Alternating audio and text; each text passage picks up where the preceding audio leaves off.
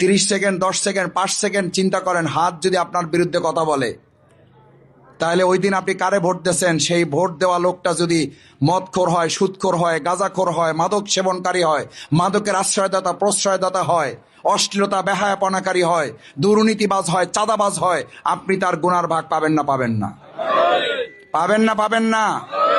আপনি যদি একটা মসজিদ তৈরিতে সহযোগিতা করেন, মসজিদ তৈরির সওয়াব আপনার আমল নামায় লেখা হয় না? হয় না?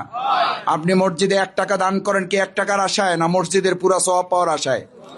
তাহলে আপনি ঠিক একইভাবে আপনাকে মনে রাখতে হবে, আপনি যে ভোটটা দিয়ে যাকে নির্বাচিত করতেছেন, ওই লোকটা ভালো কাজ করলেও তার সব আমলনামার সওয়াব আপনার কিছু যুক্ত হবে, আর সে যত খারাপ কাজ করবে তার সব খারাপ কাজের পাপ আপনার আমলনামায় যুক্ত হবে।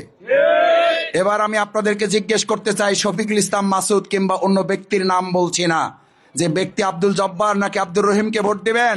আমি এবার আপনাকে আমলনামা সামনে রেখে পরকালের কথা চিন্তা করে আপনাকে জিজ্ঞেস করতে চাই, আপনার ইমান এবং বিবেকের কাছে, পাপের পক্ষে ভোট দিবেন নাকি পুণ্যের পক্ষে ভোট দিবেন?